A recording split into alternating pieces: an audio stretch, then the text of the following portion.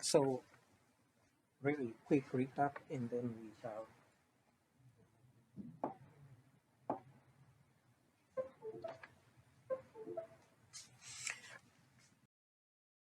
So, we talked about Miguel Hidalgo Guadalupe and his cry that is actually celebrated by Mexico. I did not include the picture of the Mexican president every year from the presidential palace in the balcony, kind of reciting that cry. But so again, Miguel Hidalgo, Father Miguel Hidalgo, the sort of titular or the celebrated founding father of Mexico. Tragically, he was executed for the things that we talked about, trying to get individuals who are poorer to grow better grapes, and that apparently competed with Spain, and so that not something that was allowed. We talked about the Virgin of Guadalupe and how she's revered. So you actually find different references to her. Some publications, some literature will say Our Lady of Guadalupe, others will say the Virgin of Guadalupe, but it's kind of the sort of the same thing. Queen of Mexico, patroness of Latin America, and Empress of the Americas. And so again, you can see how Latin America is combining its sort of history. So Empress of the Americas. Now, this actually probably includes North America, even though most people don't really include. Yeah. But the patroness of Latin America, and clearly revered as the Queen of Mexico. So you begin to see. We talked about Colombia and the comparison between Colombia and the Virgin Guadalupe. We saw how the United States has used Colombia to represent the American people in the various things that it has um, done in Latin America. Perhaps we shall also point out that the US record in Latin America is terrible. Um, it is an image that it evokes um, that may not make sense unless you've ever been on a farm. Um, So dogs will usually sit by the manger. The mangers are used to give animals salt. Now dogs do not lick salt, but as long as the dog is near the manger, most animals will not come close. So this has often been used to show the relationship between Latin America and the United States. Like um, the United States kind of going back all the way to 1823 in Monroe Doctrine, the US kind of looks at Latin America as its backyard, as it's in charge. But what it actually does with being in charge is not really clear. Now, of course, there's a lot of intervention. There's a lot of um, maybe raids for drug dealers and drug cartels and other things, but it's not like it actually takes an interest in developing Latin America. And so you actually find there's going to be a lot of resentment, and throughout these discussions, we're going to see some of these resentments expressed publicly. Um, Cuba, for example, that there's quite a bit of resentment there since 1960, 1959. And again, when the US uh, sort of is involved, including, for example, in 1983, it went to war, well, not war, against Grenada, which is really small. And so there's that Uncle Sam always in the neighborhood doing not sure what. Yeah, so we talked about those. We talked about the cry of Dolores. So um, that event that triggered the I want to call this the second phase of Latin American protest movements towards independence, because remember we talked about Tupac Katari and Tupac Amaru, um, but those were Native American, indigenous Americans protesting Spanish colonialism. And so the cry of Dolores celebrated as sort of bringing Mexico in.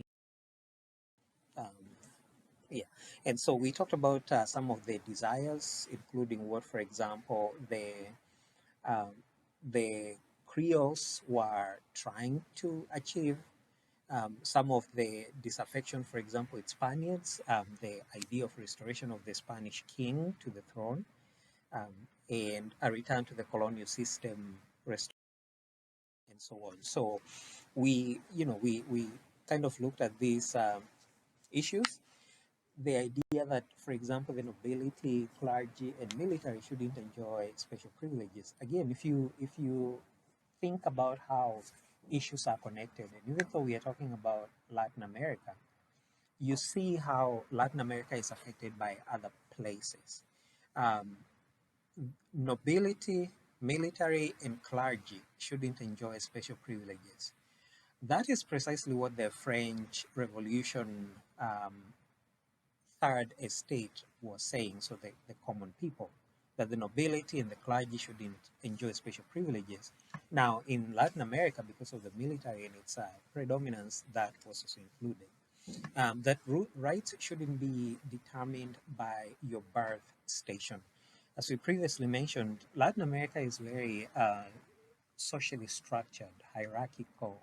And so if you are Peninsulares, if you are Creoles, like you had a place in the structure of society. And so this is part of what the pro-independence figures are arguing, that, you know, how you're born should not be, um, yeah, should not determine your station in life. Now, so again, we briefly alluded to these contradictions of the enslaved persons demanding to be free, but indigenous people supporting colonial rule. And if you think about colonial rule, colonialism also, or the Spanish and Portuguese rule, also brought about slavery. So were indigenous people therefore supporting slavery? That is, and it gets nuanced, it gets complicated. It is not that they were supporting slavery, as we mentioned, it helped them to retain their resources.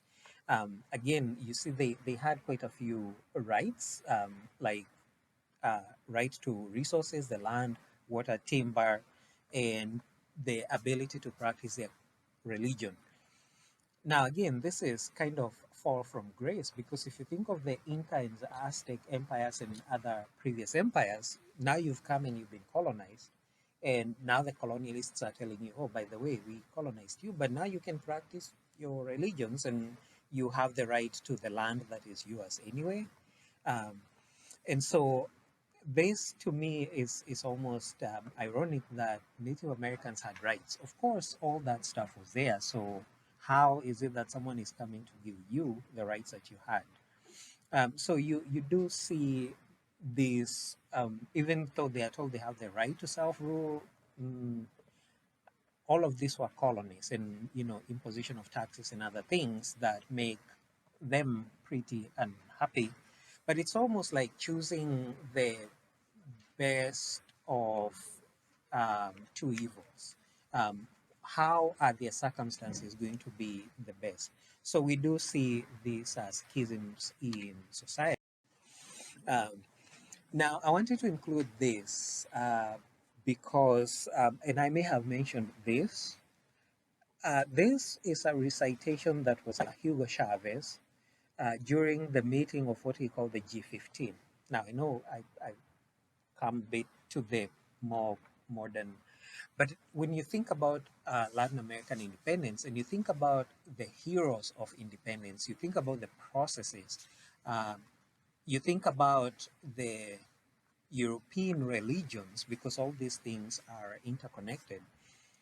You look at this cry of, Pablo Neruda's chant to Bolivar. So it's like he is expressing an appreciation, or he reveres Bolivar. He actually mixes religion with patriotism in a very unusual way. Our Father, thou art in heaven, and he's really talking about Bolivar. Um, yeah, everything bears your name. That is probably actually true because a lot of there's a lot of South American countries that call themselves Bolivarian. Uh, Bolivar teen has a Bolivar gleam. Bolivar bird flies over the Bolivar volcano. Um, yeah, so there's a lot of reverence of this independence. Yeah, and so again, you really see, and I don't know if from a Catholicism perspective this would be heresy, but so um, your legacy is our daily bread, oh Father. So, but again, maybe it's not so strange if you think about the idea of founding fathers. So this is kind of what uh, Pablo Neruda is doing, but this was actually this chant was publicized by Hugo Chavez. So now we will not talk a lot more about this influential priest Hidalgo Castilla, but again the cry of Dolores, the importance to Mexican independence. So let's move on to thinking specifically about the leaders who emerge in Latin America. So, whether we are talking about these independence leaders, maybe except Father Hidalgo, because he wasn't really a military leader, he was a priest.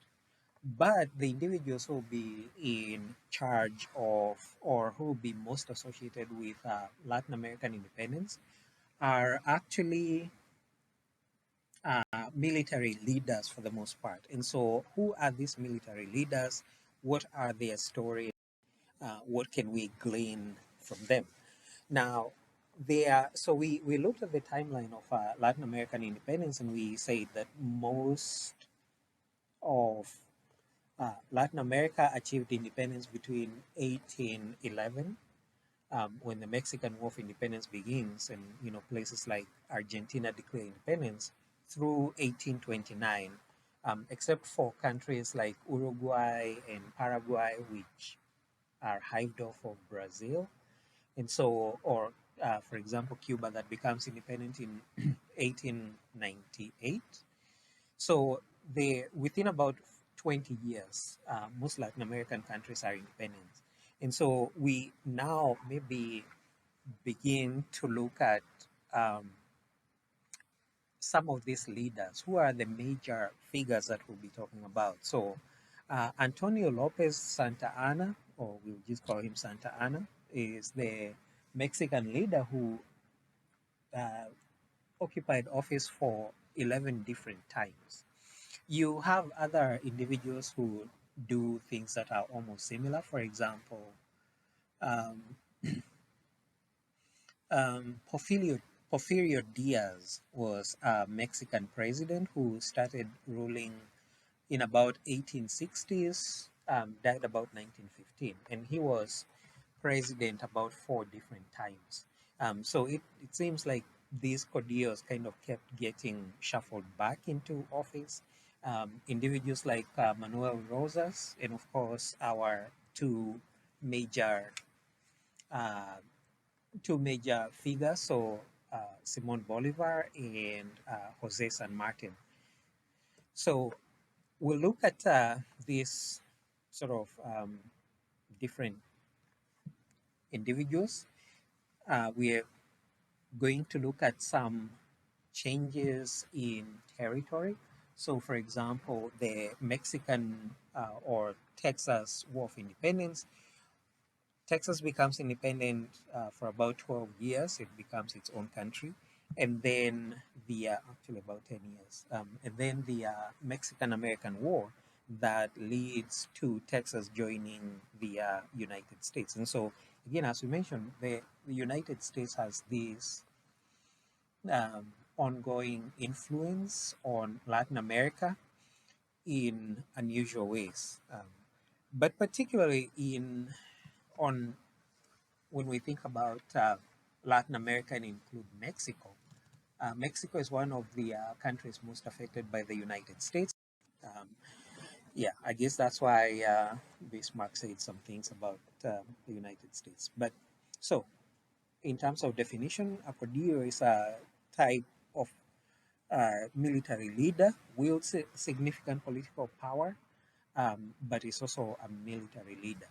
And so, some synonyms we could use for them include warlord, strongman, dictator. So, again, none of these suggest that these are very popular leaders or that they are. Now, having said that, um, the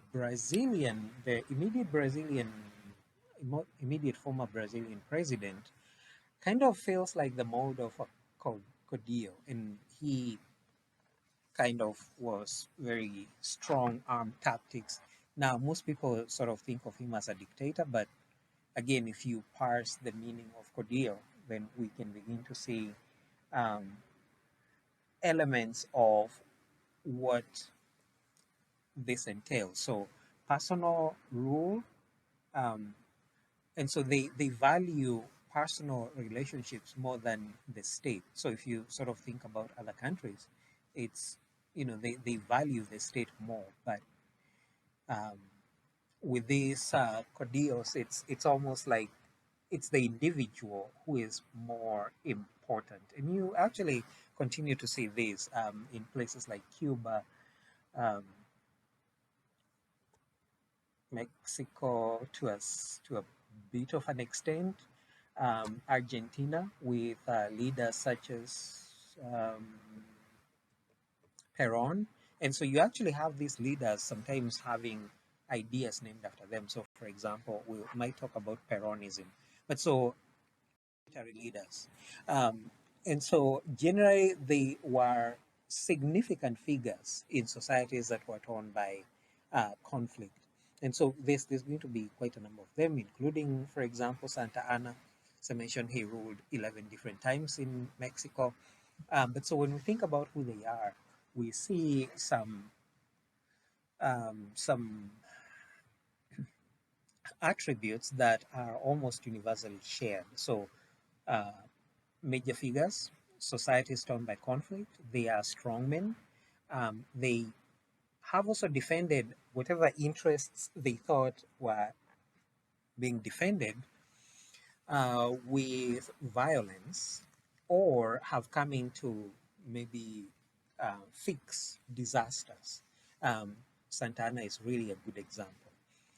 The entry into power for most of them, especially in the 1820s, 1830s, were informed particularly by Spain's collapse. We briefly mentioned that Spain tried to, Spain actually sent soldiers to try and contain these independence movements, but most of their soldiers were sort of killed by disease and high altitude and war. And so this leaves a vacuum that needs to be filled. And so how is it, how is this vacuum filled? Um, and so part of what they offer is hope and stability, this idea of uh, a powerful leader. But they also made a point of suggesting that they were eliminating the departing colonialists. And that was supported at least by the enslaved people. Um, but there's also an absence, and maybe this is a more systematic issue with Latin America before and since independence. Uh, there wasn't a history of um, there wasn't a democratic tradition. There are very few representative governments, unlike, for example, in Europe. And so these figures become rather very important. Now, so these are the general features. Strongmen, major figures, they hopefully coming to fix societies torn by conflict. They offer hope. Um, they did not, they didn't rule for very long. In fact, maybe Bolivia or Venezuela had about like 41 leaders in 100 years, which is like a leader every 2 years. Um, And so we also see another side of them that is personal failures.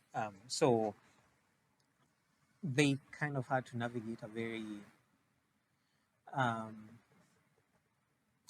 it's a good word, complex socio-political field.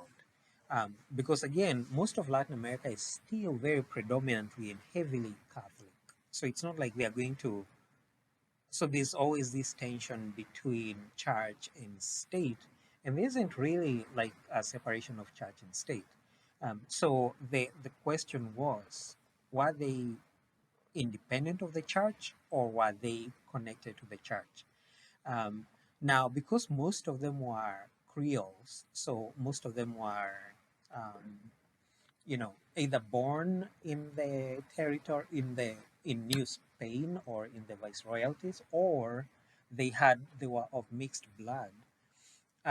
They were predominantly Creoles, and Creoles could be free or enslaved, and so, but they didn't really think that the population was important, except when they were fighting.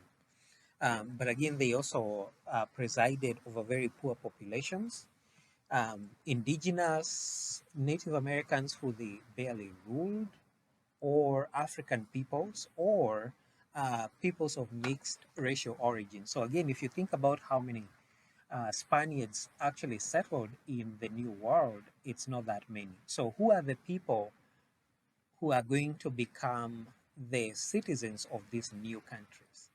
Um, we have mentioned, for example, that Brazil received about half of the or the Africans who went to who were brought over.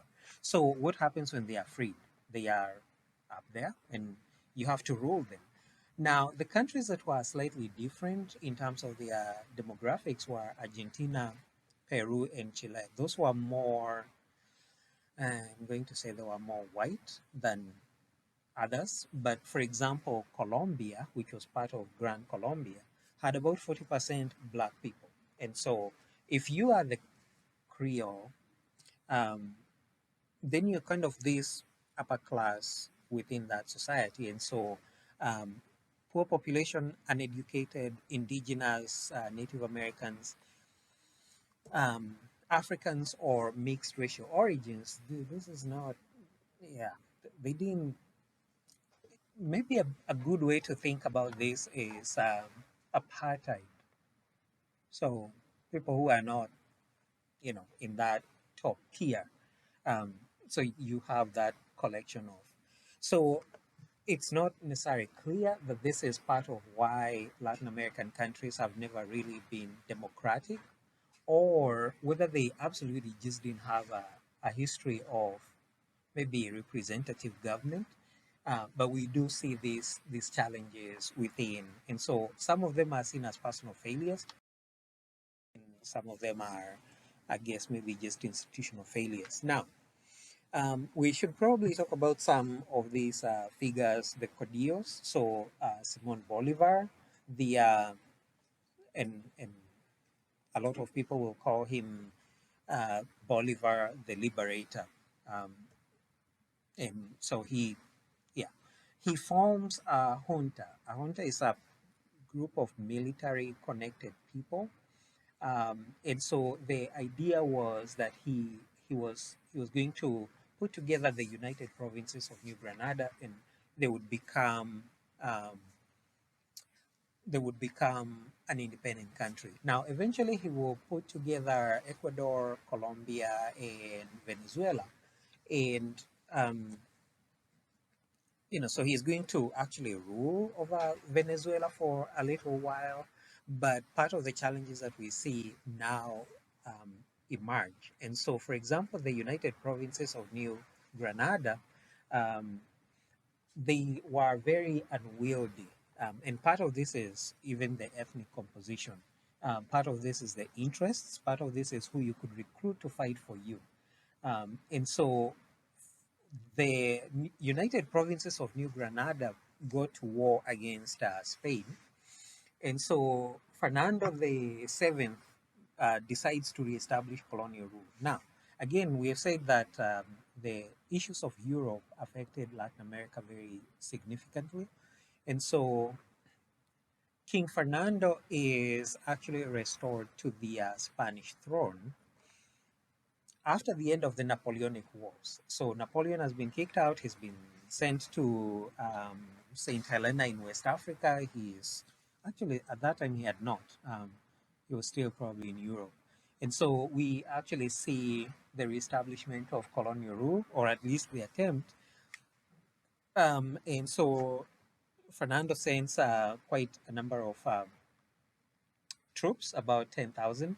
Now, these ones have better success than the ones who go to like Peru and Chile. And so New Granada is resurrected. So you might remember there were five viceroyalties. Four were from were Spanish. So New Spain, New Granada, La Plata, and the fifth one, and the uh, Portuguese one. So initially, it would seem that Simon Bolivar fails, and so it's during this period of time when he actually travels um, to Jamaica, where he writes a letter, and actually that letter is included in the text that I posted on Blackboard. And so the he is actually agitating for Latin American peoples to pursue independence. And he is an admirer of, for example, the freedoms that have come to Haiti, even though he was in Jamaica, which was still a colony. But he is very instrumental in the liberation of Grenada. Now, again, maybe taking a step into the future. So this mausoleum is was built by Hugo Chavez. Um, Sort of like if you think of the pyramids, the way the kings, the pharaohs made the um, yeah, the pyramids. Now, so this mausoleum is dedicated to Simon Bolivar, and this is a story that Hugo Chavez actually had Bolivar's bones dug up and DNA testing done on them to make sure that it was him. And so his remains were moved to this mausoleum. Now, some people believe that it's Hugo Chavez who created the mausoleum for himself, sort of like the way Mona Lisa is said to probably have been Michelangelo himself or something. But so this you begin to see the celebration of the past. Um, Now, this Venezuela runs into a bit of an interesting problem, um, and it sought to fix that problem. Now, of course, Bolivar ruled over Bolivia for a little while, but how do you identify with Simon Bolivar? How do you celebrate him if you have another country that is actually named after him? So Bolivia is actually named after Simon Bolivar. And so what Hugo Chavez did was to change the name of, well, this part of the name of Venezuela. So officially, Venezuela is the Bolivarian Republic of Venezuela. Um, it feels like he's stealing somebody else's, you know, republic name. But so this is, yeah. Again, we see these stories of celebration of heroes, of individuals, of those kinds of things. But again, these military rulers, these Caudillos, this is what we are talking about. This is how they see themselves. This is how they are. Yeah. Now we probably should really quickly talk about Hugo Chavez, elected in 1998, yeah, built that mausoleum, renames Venezuela into the Bolivarian Republic of Venezuela, and again, the mausoleum houses Bolivar's remains. Um, he added some spice to Bolivarianism, which came by way of socialism. So the Bolivarian Republic of Venezuela is a socialist republic. Now, again, this is not something that the U.S. wants to see. Um, and again, when you sort of think about the accomplishments or lack thereof of the Bolivarian Republic, it's interesting to note that since about 2019, the country has been in a lot of economic distress, lots of refugees to neighboring countries, people fleeing to like Colombia from Venezuela, which is sort of like you're fleeing Venezuela into Colombia. There's been a war in Colombia for a while. But so again, this is how people imagine memories, heroes, events. And so Hugo Chavez has been at the forefront of this Bolivarian idea, including creating what was supposed to be an alternative organization for Latin America and the Caribbean. Now, you will note that many parts of this world where there are like, groups of countries, for example, the European Union is united. It's integrated. The African Union is united. It's integrated. Now, the question was, what about South America, and who would you include um, in that whole thing? Do you include the United States? Now, according to Hugo Chavez, no, because U.S. is the quintessential imperialist. Why would you include the US? And so goes and collects all these other different countries. So the Albert, um, yeah, Bolivarian alternative for Latin America and the Caribbean. Again, you see the whole idea of Bolivar in some of his. If you actually read that speech that Bolivar makes when that G15 thing that did was started, he really makes many references to Bolivar. Like, this is who we are, we should resist imperialism, and so on. There are contenders to Latin America that don't believe in this Bolivarianism, including, for example, the bigger trade organization called Mercosur, um, which puts together some of the major economies in Latin America. But so again, it's not for the lack of trying, but again, how do we imagine our histories? How do we imagine events? How do we imagine our heroes? How do we present them?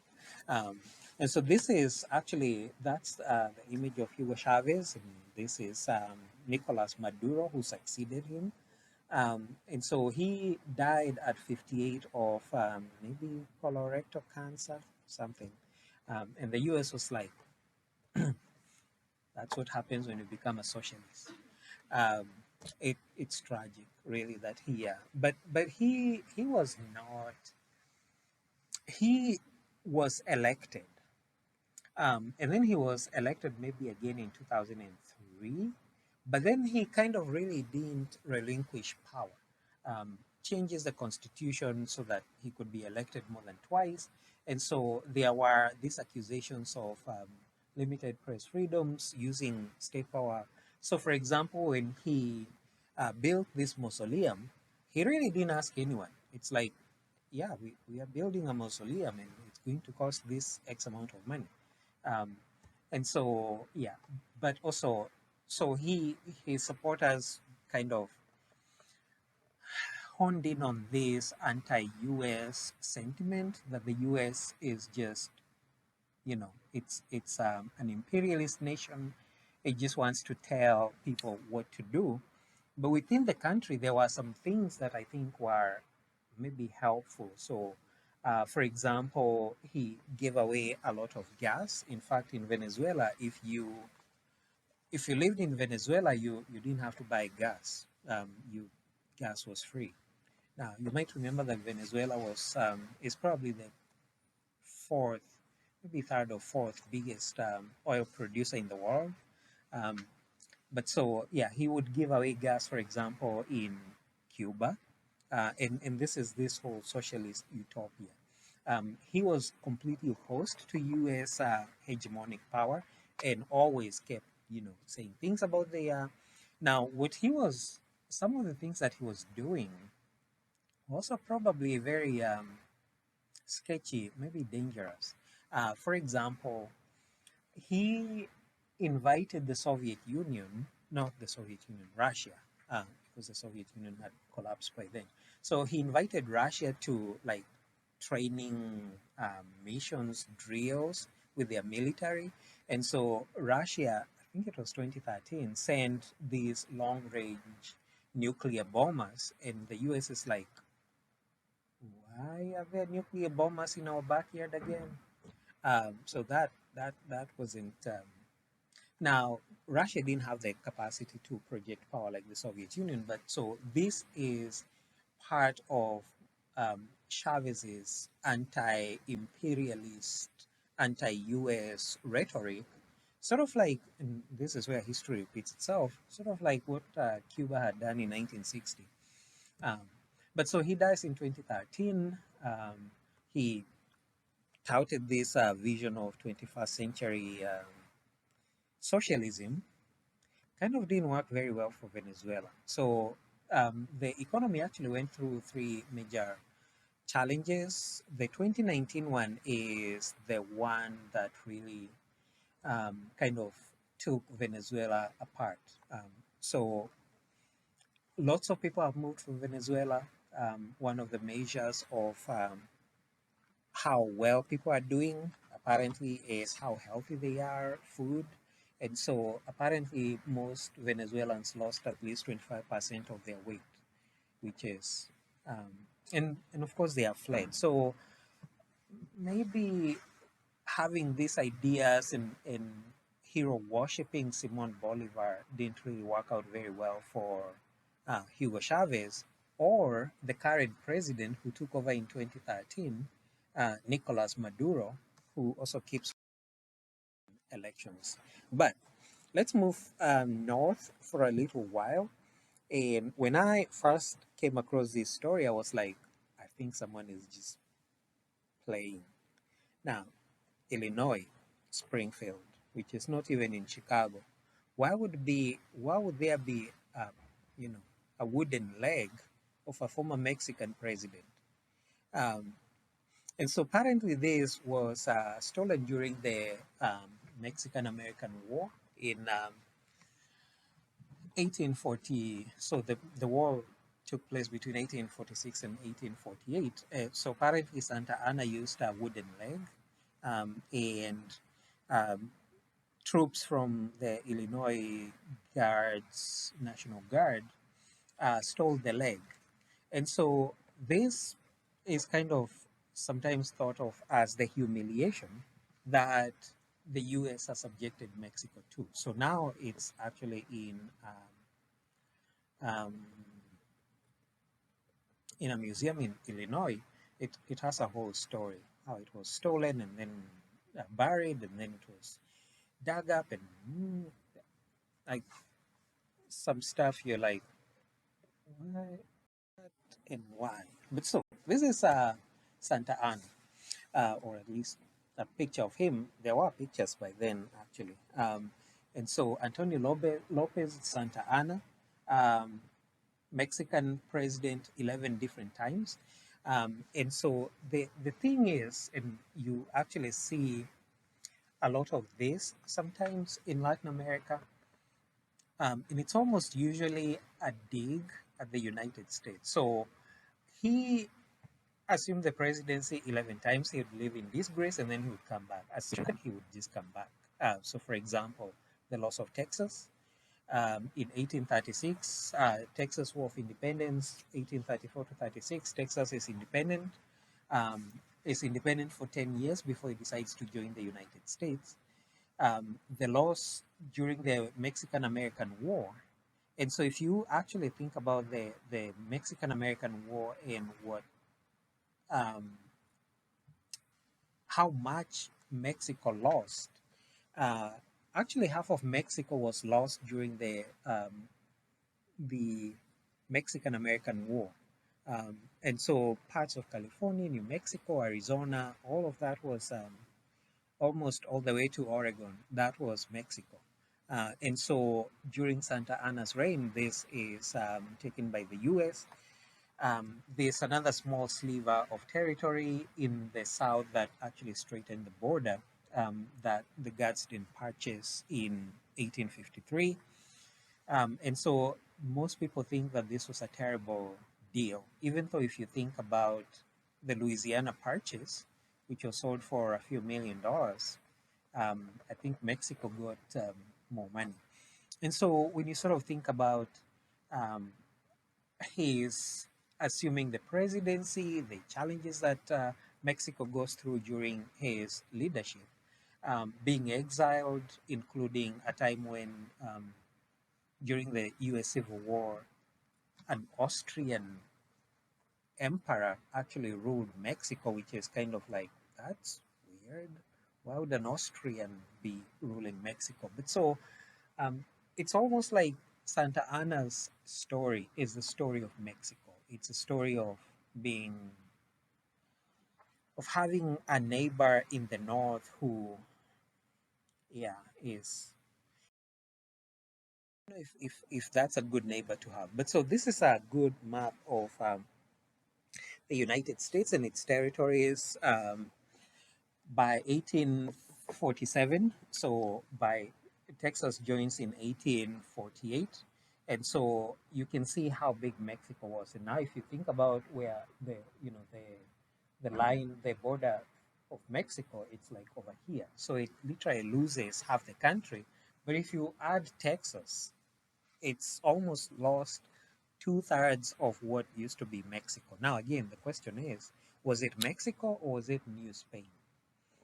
Because again, all of that territory was New Spain um, until about 18. So, going back to the to Santa Anna's leg, apparently it has many admirers and many perspectives. So, for example, according to Americans, they stole the prize. Americans are clever, they will hoodwink you and they will steal your wooden leg if you are not watching it.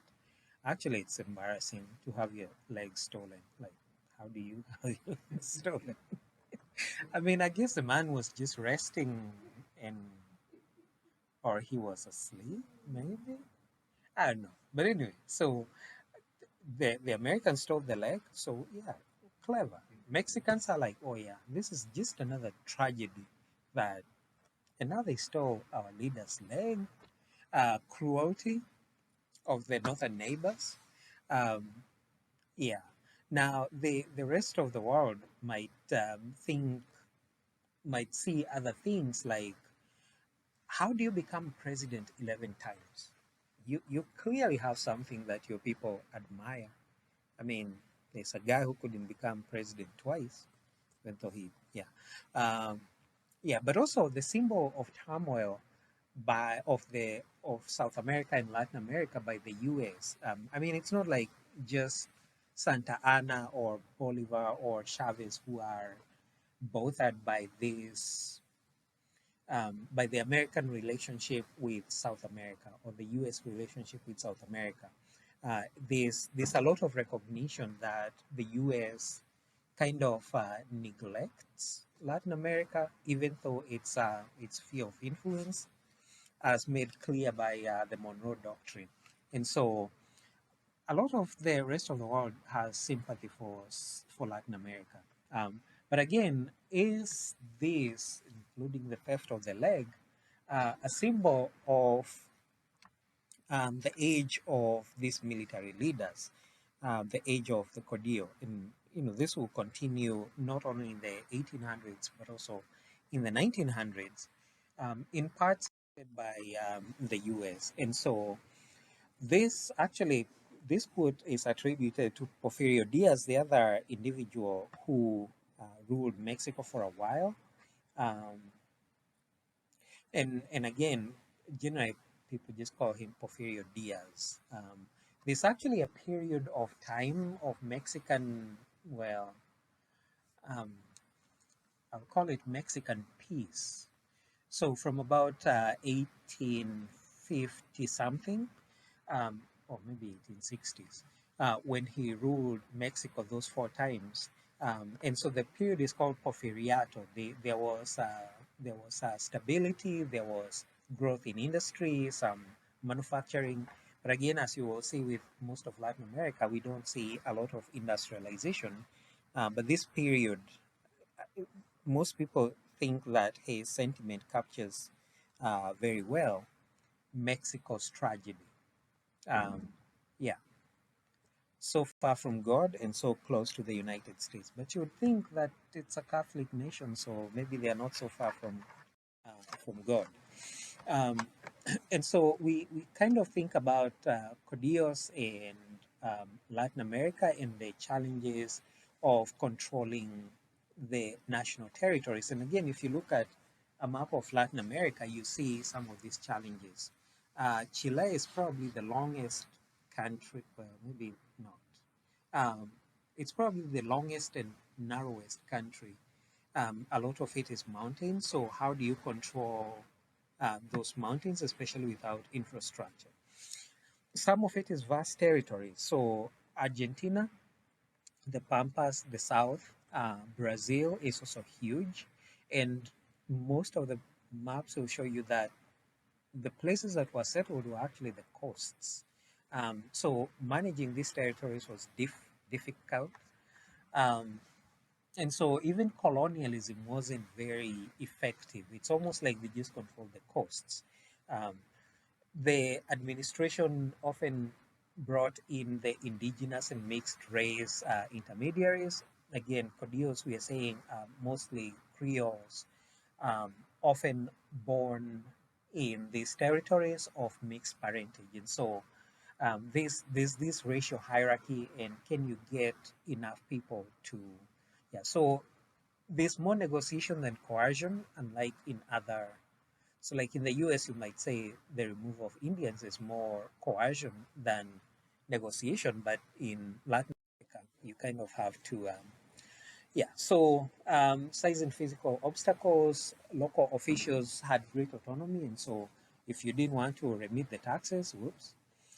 Um, and this kind of leads to the collapse of the colonial system, because what is to compel you to obey people who are in Rio de Janeiro in your, all the way inland? So we see the countryside isn't dominated by the cities, and so even the institutions of that begin to grow, we see that they are often associated with the colonialists. So, for example, the church, the and again, you will see this not just in Latin America, but in other places.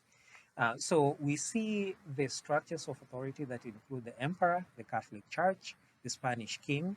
And so it's almost like there's a lot of opposition to these figures.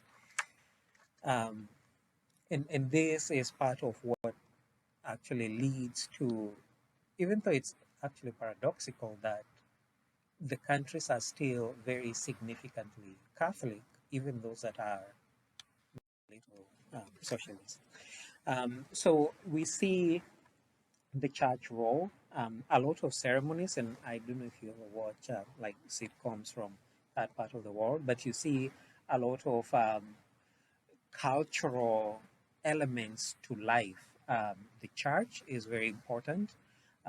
Ministers to the poor shape ceremonial life, and so if you think about the seven sacraments, those become very important.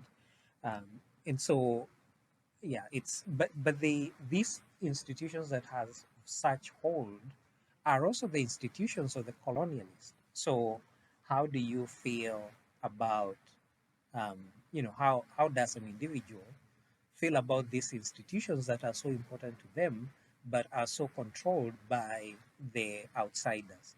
And so you sort of see this tension in society. um, Now I want to, in the next class, we shall be looking at sort of, because now the colonial authority is ending, what replaces it? How do Caudillos shape the institutions that came after independence? Um, what kind of loyalties do they attract? What kind of rule do they have? Who are their followers? Do they provide the same kind of intellectual sort of, I think, ideas or leadership as the Spanish king and the church are providing? How do they make sure that they are ruling? Um, Including, for example, how do they develop armies? What are the networks of patronage? And you'll actually find that in Latin America, the networks of patronage were very, and continue to be very powerful. And so this is what we shall be looking at in the next